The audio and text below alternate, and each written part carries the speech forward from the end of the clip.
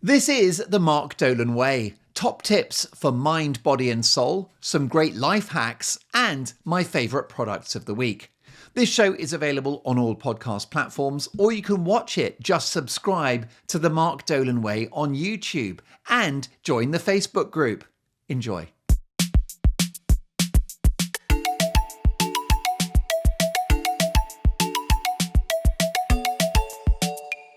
Hello and welcome to the show and Happy New Year.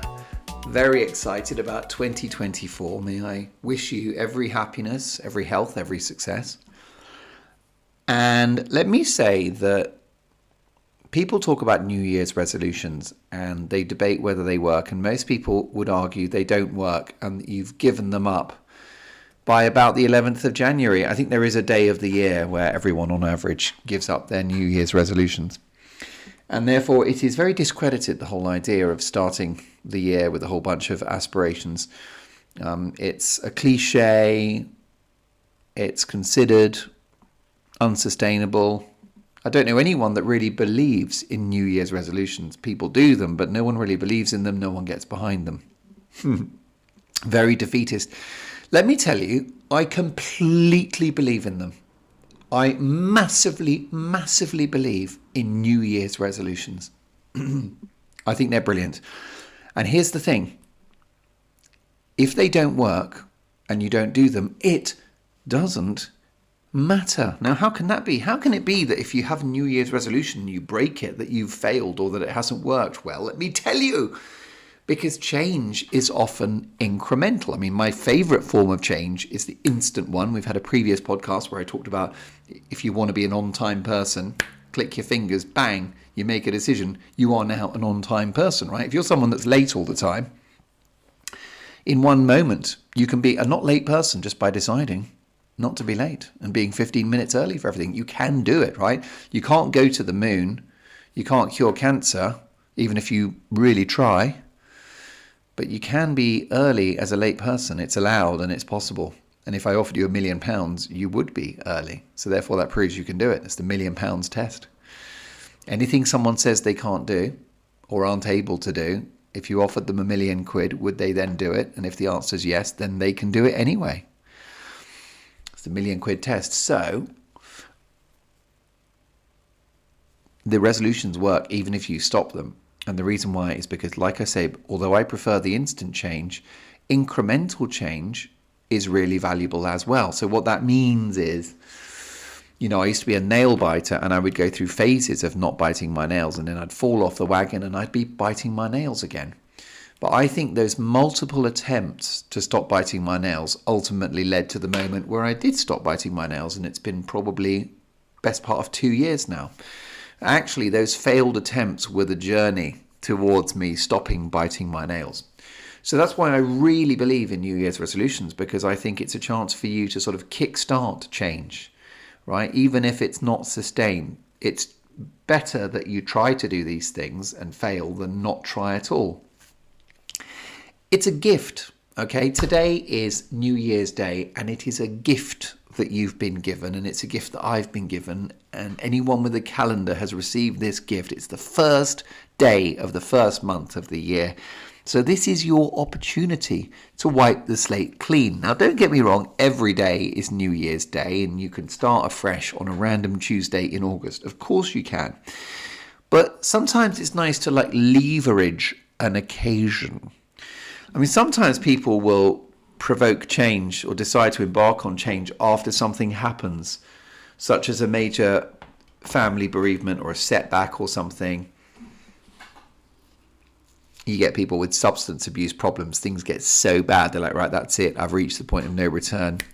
And they make the decision. But I think that it's lovely if you can to use today.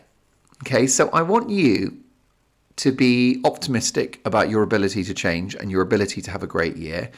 And therefore, I would like you to make a list of New Year's resolutions. I'd like you to write them down. I'd like you to put them on the fridge so that if you live with other people, you have accountability. If you live alone, why don't you text your New Year's resolutions to a trusted friend or family member, again, for the accountability. And what are my New Year's resolutions going to be? Well, time management has got to be the one. It's got to be. My dear father, who's not around anymore, was a very creative guy. He was a very optimistic guy. He got a lot done in his life.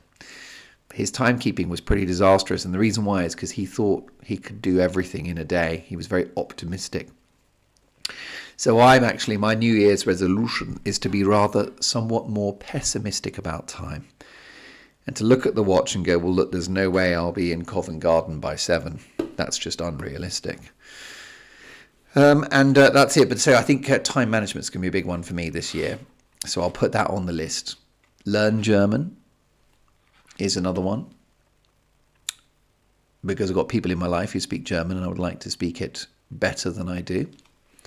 I basically have sort of roughly the hang of the language. I just do not have the vocabulary. Just, what is a baggage handler? No idea. Right? I know what a beer is. I know what an apple is. I know what a house is or a cinema, but, there's more specific words like mitten. What's German for mitten? I do not know. So this time next year, I'd like to be able to speak better German. So that will be on my list. Time management, learn German, and then build on things that have happened this year. Because you've got last year's New Year's resolutions, haven't you? And I've got mine. And so maximum preparation for things. If you've got a task, put the hours in, do the prep, do it ahead of time. Research things, go the extra mile, work a bit harder than everyone else. All really good things, which are kind of an ongoing theme of this podcast and of my life. But I really want you to get excited about your New Year's resolutions. I want you to be super optimistic about it. I had a friend and I announced that I was going to give up sugar, and he was like, yeah, whatever. He did not believe that I was going to go. And I was a little bit dispirited at first because I was like, oh God, maybe I won't. Maybe he's right not to believe me. But I kept the faith. I did give up sugar, and it was a game changer. So do not let the naysayers get you down, right? If you've got your New Year's resolutions and it involves getting to number 1 this year in the charts, or any other such, starting a business or losing weight or any other, finding someone and getting married, whatever it is that your aspiration is, whatever your New Year's resolution is, I believe you, okay? I've got your back and I know you can do it. And for me, the big first step, because they always say with when you've got a problem, the big first step is to reach out and ask for help. I think that's very true. I think the big thing with wanting to change your life is to have some goals, have some things that you want. So, by the way, there is a difference between the New Year's resolutions and the goals, but I think that they work together, if that makes sense. Because, for example, my desire to have better time management will fit with my goal of success, because if you're better at managing time, you're going to be more productive, you're going to be more successful. So I think that the resolutions and the goals dovetail. You probably, if you want, you probably need a list of 2, really. You probably want a list of resolutions and a list of goals. The resolutions are ways that you can be better, isn't it?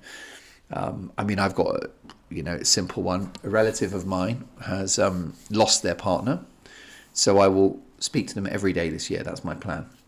Right, at the very least a text message, but where possible, which is most times, a phone call. And of course, lots of visits. So that's a kind of resolution-y type thing. My other New Year's resolution is to read every day. And we did a whole podcast about the joy of reading, but the problem is I love it. Maybe you love it, maybe you don't, but I don't do it nearly as much as I should. And I've been on holiday over Christmas and New Year, and I've had a chance to start reading again, and I've forgotten how lovely it is, because it's like hypnosis. You sleep better and you get taken to another world. I'm sure it reduces your blood pressure, and it's probably excellent. Well, it is excellent for mental health. Plus you learn stuff, don't you? Reading is just, there is no downside, is it? There are a few things in life that are just indisputably good for you. Reading, drinking water, walking, sleeping. These are non-negotiable, excellent things. Has reading ever been bad? How could it be? Of course not. Forgive me while I, what they call, blow my nose.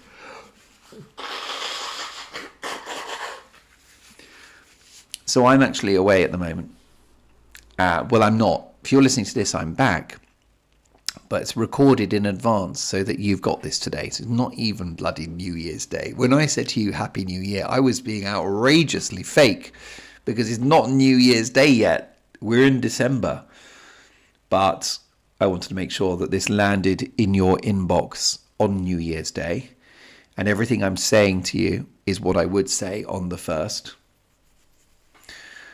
And therefore, but honestly, I want you to get excited about New Year's resolutions. I want you to get to the end of this episode and you really believe, and you're like happier. You've got a smile on your face, and everything, the world just seems lighter and brighter and more joyful because of the list of New Year's resolutions that you have got. And of course, it can be a mix. It can be things you're not going to do, like smoke or eat unhealthy food or be late, or it could be an active thing, which is I'm going to walk for 20 minutes a day, or I'm going to read for half an hour a day, etc. But make that list, make it long, put it on the fridge, have it on your phone.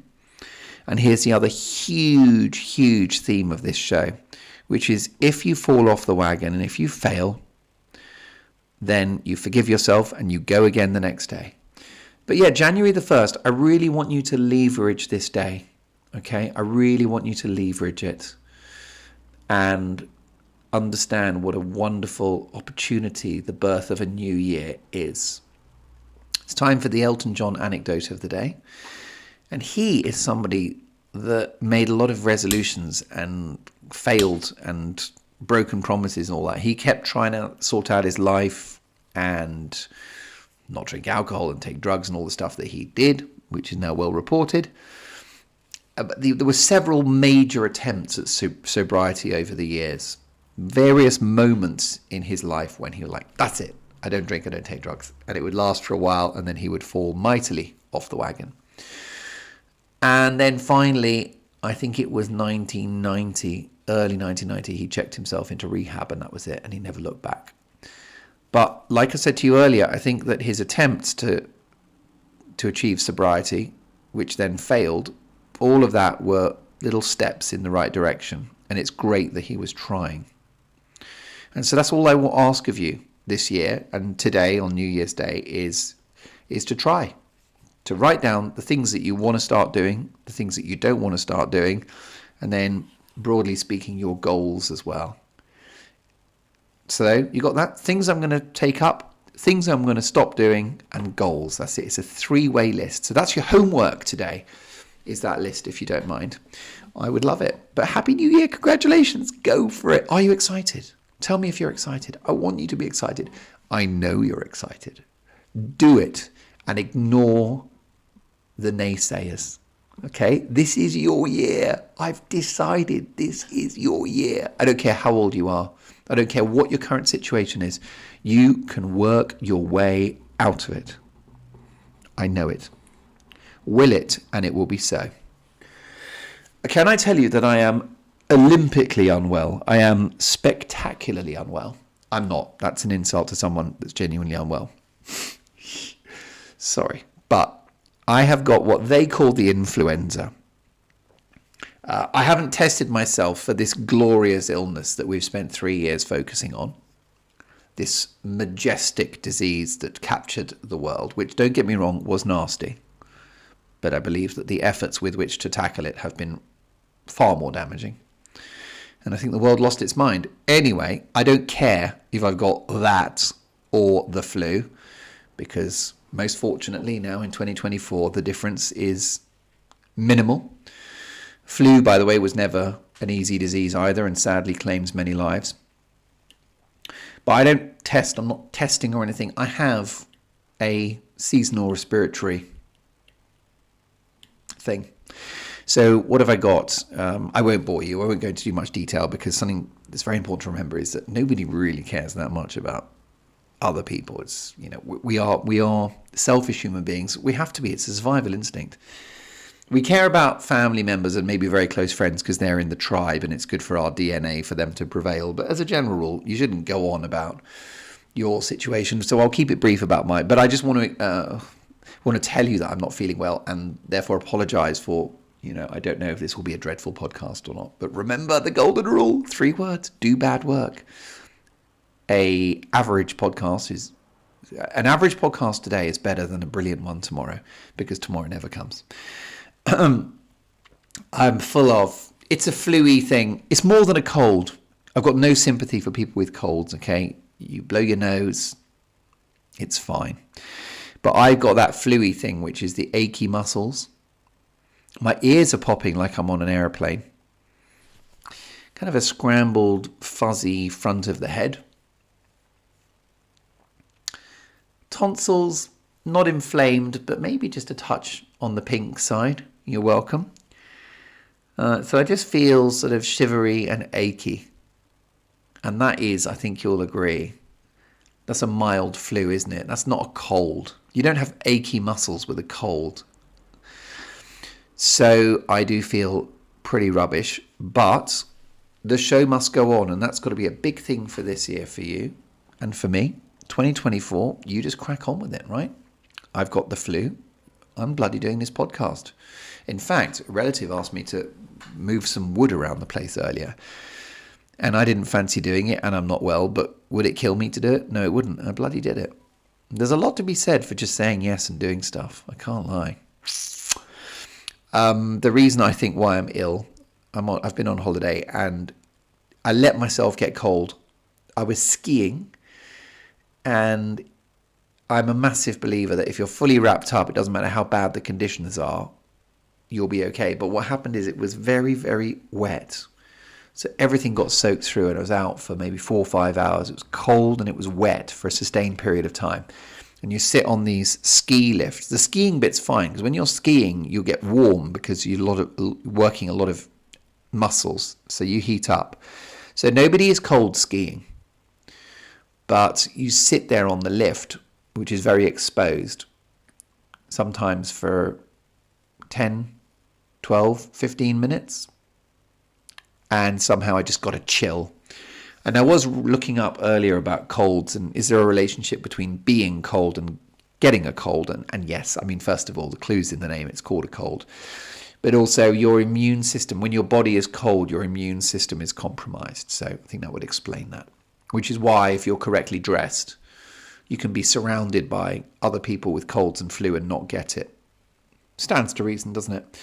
And the reason why I'm not better is because I'm ignoring it, which is really naughty. So I've been doing exercise, and I went to the sauna 2 nights ago, and I did this mad thing where you go in the sauna and you get very hot and sweat, and then you go into this plunge pool, which is a refrigerated bath, basically, if you don't know it, a refrigerated pool with ice cold water. So the idea is that you go from the hot sauna to the ice cold water, and then you go back in the sauna. I was in and out. What was I thinking? Do you know what I mean? I'm not well. What the hell was I thinking? It's another good theme of the show, by the way, which is common sense. It was not common sense to go and do a sauna. But someone said, oh, it'll burn out the cold. And I did feel better yesterday, the day after the sauna. But then the day after that, which is today, I feel worse again. Why? Because I'm ignoring my body. And what I really should be doing is I should be tucked up in bed, shouldn't I? Let's be honest. With a hot lemon. Does alcohol, is that good for a cold or not? I think people use that as an excuse just to drink. Oh, I'm going to need a hot toddy. I'm going to need something with a bit of brandy in it just for my health. Oy vey. So I was in abroad for the sauna, where it's not just the case that you are naked. You actually have to be naked. If you go into the sauna wearing a costume, they send you out. It's not allowed. I suppose the idea is that you can't have a hierarchy of people who are naked and people who are not. It's like communism, isn't it? We're all doing it, or none of us are. So you got all these. I mean, you do. It's fascinating, really, because you get to see the human form in all its glory, and you have, young people, very sort of healthy, and middle-aged people and older people, and you see how their bodies change. I find it quite interesting. It's quite interesting just to look at naked people in a non-sexual way as they lie there, huffing and puffing and sweating in a sauna context, let me hasten to add.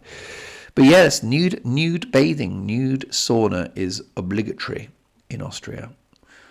And it's all right. I don't think it's necessary, I'll be honest with you. Here in the United Kingdom, we like to be fully dressed in a dinner suit when we go into the sauna, and a duffel coat and a top hat. The Brits, we're not that big into public nudity. I mean, I'm old enough to remember the 80s when package holidays became very popular. People were flying to sort of France and Spain. I know it started in the 60s, but I remember in the 80s it was like toplessness. People were going topless, and it was like a big story. Oh my goodness, those French people, topless. Never seen anything like it. I'm doing this unsatisfactory blowing of my nose where nothing comes out. You're welcome. Is there any sympathy? No way. And why should there be? It's my own fault. I went skiing and then I went into a naked sauna with a bunch of overweight German men. Yeah, you do see the bodies. I mean, some of the Austrian men, they're big. Because we know about obesity, don't we? We know about, it's everywhere. More than half of British people are now overweight or obese. 3,000 admissions to hospital every day for obesity-related conditions, which is, by the way, why on New Year's Day I can remind you that if you want to lose weight, you should listen to my low-carb episode, which was many moons ago, probably in the first 10, I would have thought. Do you want to look it up? I mean, we could look it up if you want. Shall I tell you? Because it would be worth, if you're going to go back and listen to anything, that should be it. Where's the podcast? There we go. Right, I'm going to Google myself now, the Mark Dolan way. I do hope this comes up, because otherwise I'll be embarrassed if I can't find my own podcast. Let's have a look. All right. Well, I've got episode 18, weight loss foods. That's not bad. Gosh, there's a lot of episodes already, isn't it? This is 49. Probably should have made New Year's Eve number 50, but it's not how it worked out. And I don't want to do things just for the sake of it.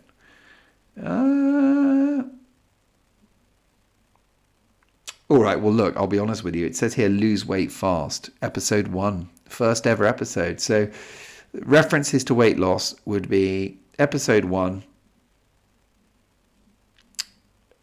and then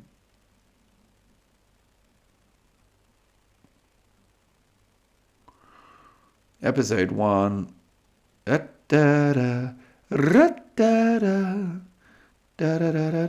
weight loss foods, episode 18. So episode 18, episode 1. The other thing I'd like to, because there's got to be a reading list for you, isn't it? I could look up any other useful podcast for you to go back to on New Year's Day. And I think the one would be The Chimp Paradox, which is a life-changing book that will help you to be successful and manage your emotions and achieve everything you want to achieve. So where is that? See, I've set myself up for a fall here, haven't I? Oh dear. Where's it gone? The Chimp Paradox Explained. That's what I'm looking for. You see, you'll know because you've been listening to the podcast. I bet you know already. All right, well, what I'll have to do, folks, is I will have to do some research and find it. I'm just having a quick look. I feel like it would have been early on. Oh, yeah, there you go. Okay. It is episode 4. So episode 4, Train Your Chimp. Yeah, that's it. That's the one. So a 51-minute episode. So episode 1, episode 18, both cover low carb and weight loss and how to get thin this year. And episode 5, travel tip, train your chimp and good is good enough, is all about this book called The Chimp Paradox, which is, I think, if I had to recommend the most valuable book of all the books I've read about self-help, that would be the one. Because it just teaches you that there's this little cheeky monkey in your head and it's guiding your thoughts and actions and it's affecting you, it's holding you back because you don't have control of this little creature. You can't kill the creature, but you can manage it and train it up. Sounds like gobbledygook, but it absolutely isn't. This guy has sold millions of copies of his books. The guy is a genius. He's called Dr. Steve Peters. Rooted in science, highly recommended. So, right, now, products of the week. Well, I don't really have any. I do get asked, what's happened to products of the week, and I do need to bring it back, I suppose. But the thing is, I don't want you to feel like you've got to buy stuff to be happy. And also, I don't have that many products. I mean, I've taken you through a lot of the basic things that I really like, that I own. So I'm beginning to run out of possessions to recommend. Actually, I mean, maybe, I don't know, did I recommend this in the past? I don't know if I did. Ooh. Everything hurts, I can't lie. Everything hurts. Where is the sympathy? I like this. This is a travel loudspeaker. Got with me on a holiday. It's by Sony, who do excellent Bluetooth products. And this one, I mean, look, the Japanese are not good with the titles of things, are they? This device is called the SRS XB13. Can you think of a worse name? SRS, that's Sugar, Robert, Sugar. X for X-ray, B for Bravo, 13.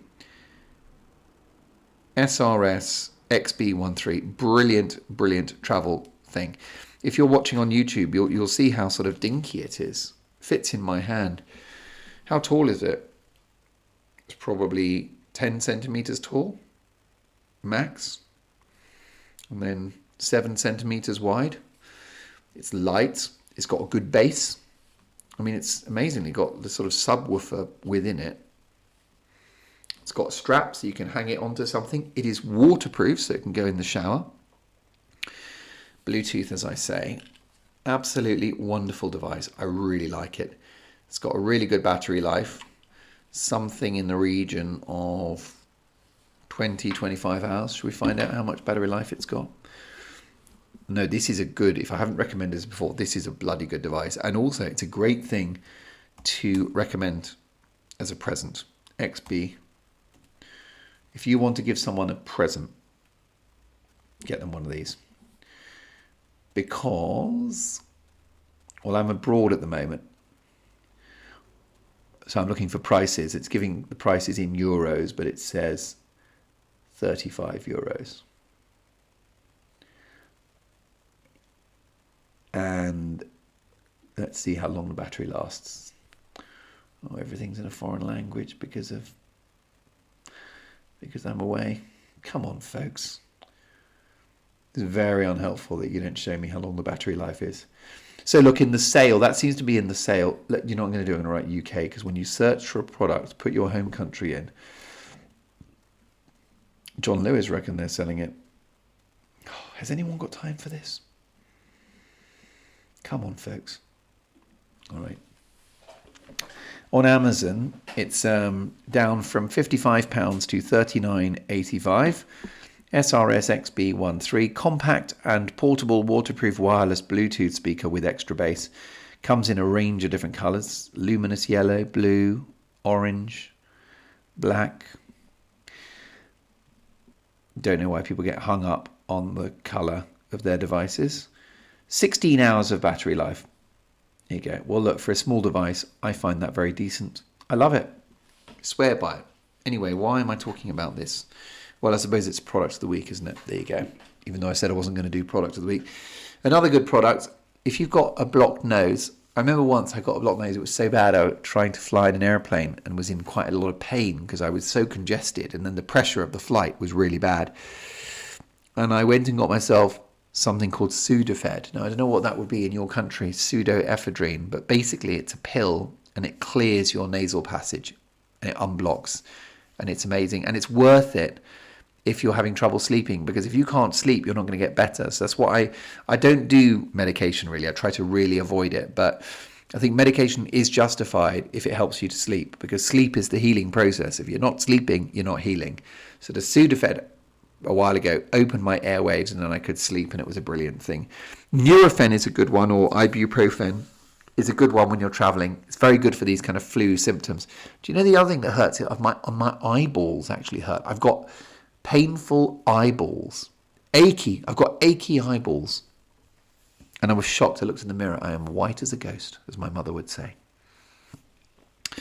So that's good. Always travel with either some ibuprofen or aspirin or paracetamol. But I've got to say ibuprofen is my favourite. It's a good all-rounder. It's a anti-inflammatory. Can I just say regarding Sudafed and Nurofen and all these products, do not let them anywhere near children. If you're going to take medication, please seek professional advice from your doctor. I am not a doctor. I'm not an expert.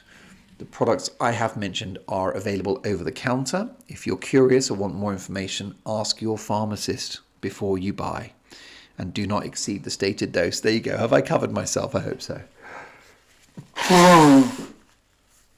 What else have we got? Let us see. So look, before we wrap things up, let's tackle a couple of the other cheeky little issues.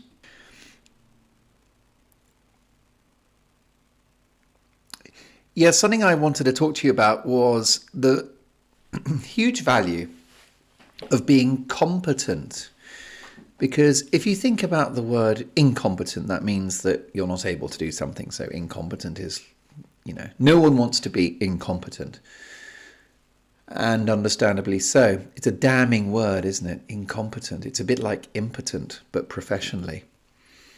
However, the word competent is underrated. And it really should be something we all aspire to be. It's funny, isn't it? Because if you were in a job interview, and let's say you want to be an accountant, and they said, look, describe yourself. What do you think your qualities are? What are your strengths are? And you could say, well, I will be a very competent accountant, right? Imagine if you're in legal trouble and you're offered a lawyer who's described as a competent lawyer. They're competent. It seems very underwhelming and compromised, isn't it? Oh God, I've got a lawyer, right? I'm on death row. I face certain annihilation in the electric chair, and the lawyer defending me is competent. It's not good, is it? It is not good. But actually, I think let's big up competent, because competent means that you can do the job. You can do that thing. So you could be a competent friend, which is unglamorous. It's no frills, but a competent friend is there, takes your call, returns the text message, sees you, helps you out. They're just steady as she goes. That's not a bad friend, is it? A competent friend. Similarly, a competent colleague, right? So again, it's not glamorous, is it? I'm having open heart surgery and the surgeon has been described as competent. Thanks, but no thanks. Competent. I want a great surgeon or a competent one. All right, I hear you. But on the other hand, let's say you're at work and you've got a colleague and you need them. Basically, something needs to be done. Company report needs to be sent off. Get someone competent to do it. It will happen. If someone's competent, they deliver. It's not glamorous. They're not the most impressive person in the office, but actually they're very valuable because they're competent.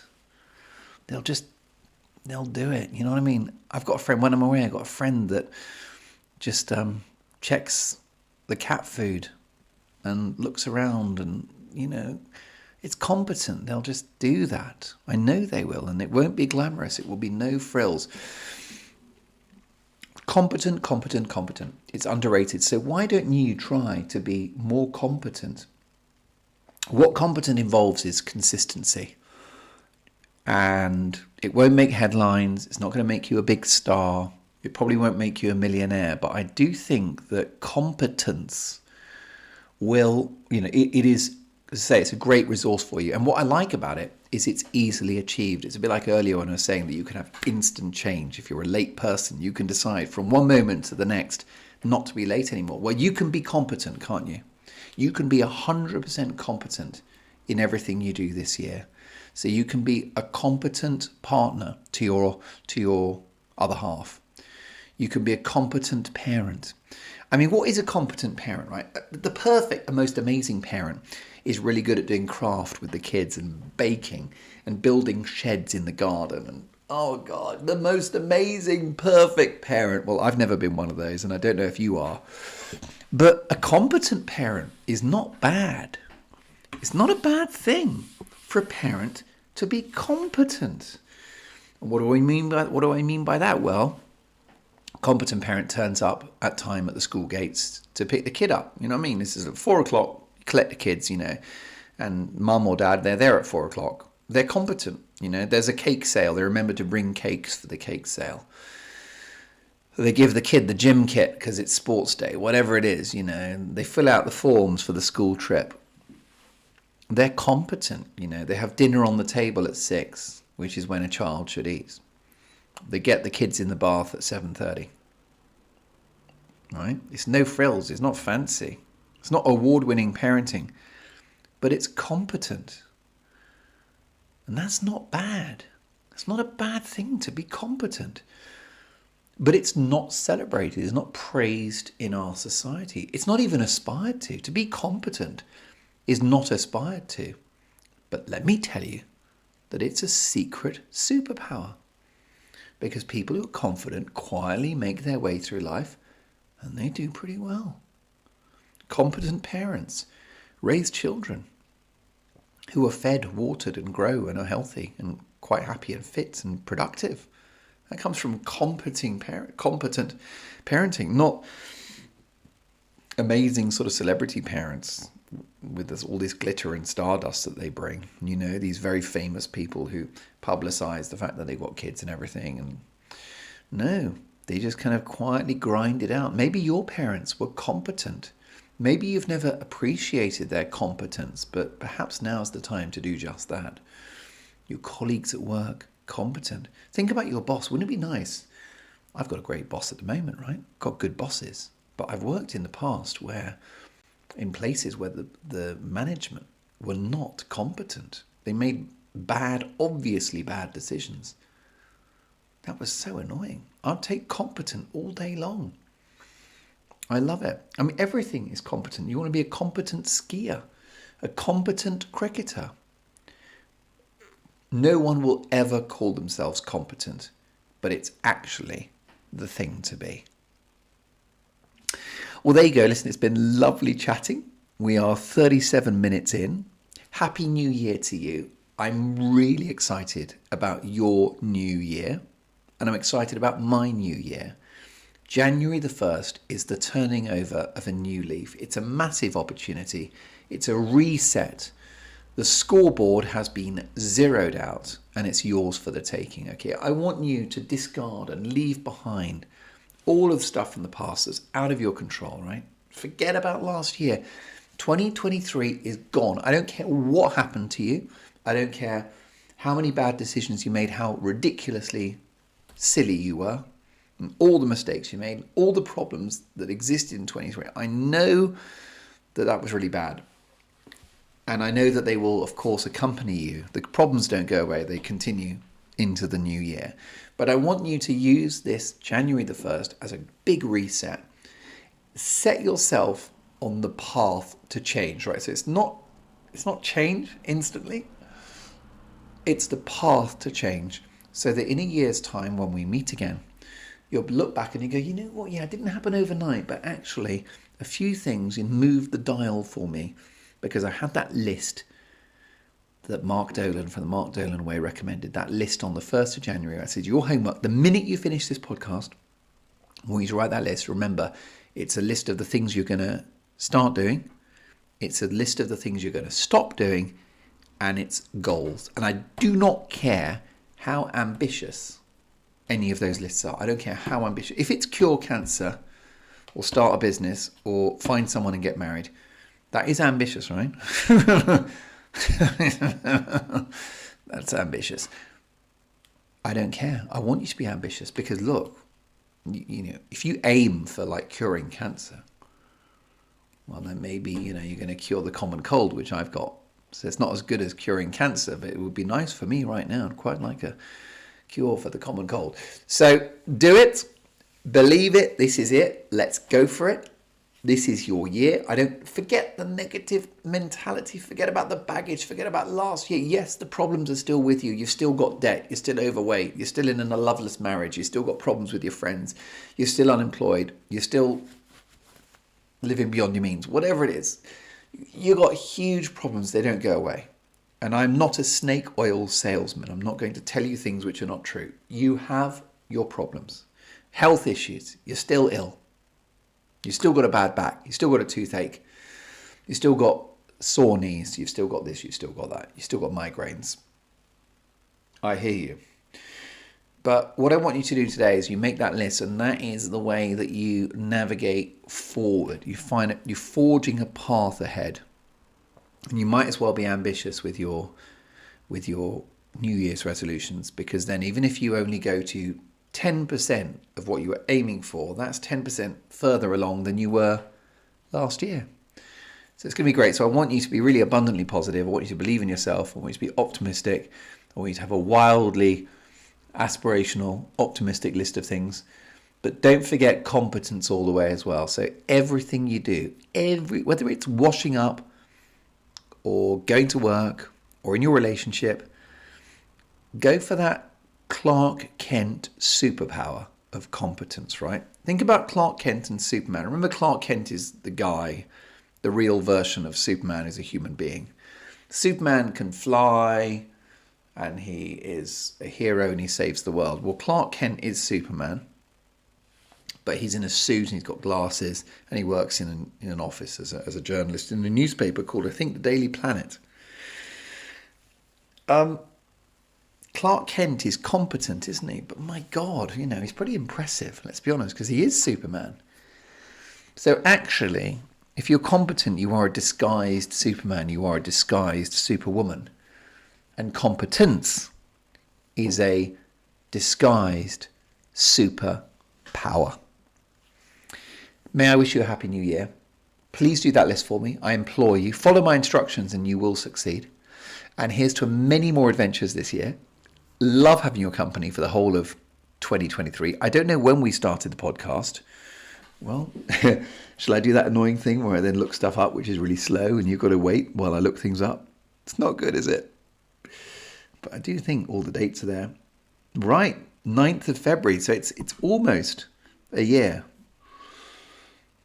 We've got a few more to go. You got something like 5 or 6 episodes to go before we have our anniversary. I don't feel any better, but I've enjoyed chatting to you. I've enjoyed your company. Let's go for it this year, okay? I really want you to believe. That's your only job today, is to believe. And it starts with that optimistic list of New Year's resolutions. And by the way, some of them can be very trivial, like I'm going to empty the dishwasher rather than let my flatmates do it. It might be that you're going to stop having bananas because they're full of sugar, which brackets they are. I don't care how major and significant or how minor your New Year's resolutions are.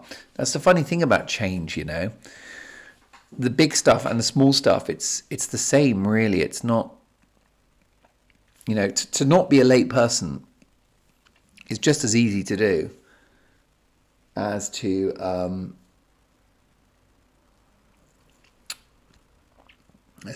lose weight or something, because it's clear what the mechanism is. Anyway, we've been there. I don't want to repeat myself. I think I'm delirious, I'll be honest with you. The other thing that hasn't, by the way, I've not helped myself, is that although I was recommending ibuprofen for colds and so, I've not actually had any of that. And the reason why is because I feel that I'm willing to suffer these symptoms. So in other words, I don't feel well, got the achy joints, my eyeballs are sore. Wrong balls to be sore, isn't it? You don't want your eyeballs to be sore. The other balls sore is normally the sign of a very active private life. So that's good sore, isn't it? Oh my God, have I gone too far now? I think I've gone too far. I've gone too far. But I've got this achy head and I'm fluid, but I'm willing to put up with it because I'm on holiday. I don't have to work. Who cares? But I might crack at some point and have a Nurofen, but let's see. Who knows? Competence all the way. Write that list for me. your resolutions, things you're going to start, things you're going to stop, and things you want, which is your goals. Go and have a great 2024. It's going to be great. We're going to own it together. We're going to go and smash this. Are you up for this? I'm serious about taking you and me to the top. And that means to the top emotionally of happy, to the top physically of healthy, and to the top professionally of success. By the way, none of that was scripted. All that came out of my head. And do you know why? Because I think it, and it's really easy. And I don't have to manufacture it. I don't have to churn it out for you. It's there in my head. That's my vision for you. It's my vision for me. Shall we do this? Let's go. 2024. Get writing. New Year's resolutions. Do not believe the naysayers. You got this. Believe in yourself, and let's be optimistic and let's go for it. Big love. Happy New Year, and I'll see you in a week's time. Bye-bye.